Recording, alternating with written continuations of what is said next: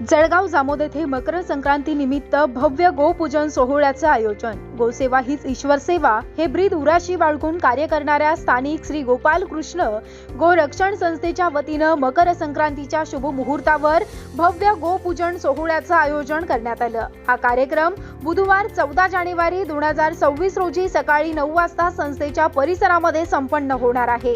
या कार्यक्रमाच्या निमित्ताने सर्व गोप्रेमी बंधू भगिनींनी उपस्थित राहून गोपूजनाचा लाभ घ्यावा असं आवाहन संस्थेच्या वतीने करण्यात आलं। केवळ सण साजरा करणं एवढाच मर्यादित हेतू न ठेवता संस्थेने समाजासाठी काही महत्त्वाच्या सूचना आणि संधी देखील प्रसिद्ध केलेल्या आहेत। त्यामध्ये संस्थेकडे उच्च दर्जाचं शेणखत विक्रीसाठी उपलब्ध असून शेतकऱ्यांनी रासायनिक खताऐवजी सेंद्रिय खतांचा वापर करत जमिनीचा कस टिकवावा असं आवाहनही करण्यात आलं।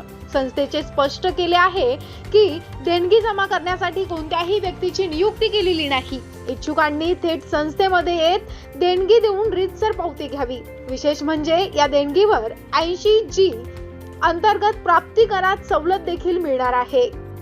संस्थेच्या मालकीची दुकानं, खोल्या आणि हॉल व्यवसायासाठी उपलब्ध आहेत। तसेच ओलिताखालील शेती संस्थेच्या अटी शर्तींनुसार 1 वर्षासाठी वहितीकरिता देण्यात येणार आहे।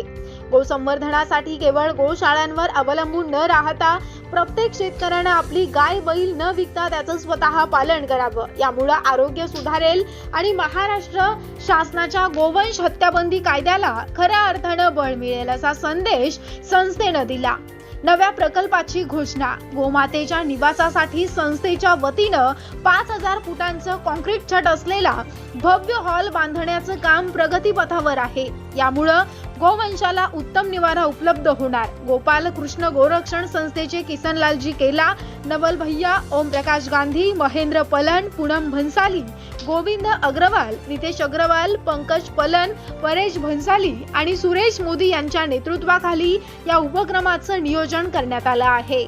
RC24 न्यूज करिता मुख्य संपादक राजेश बाठे, जळगाव।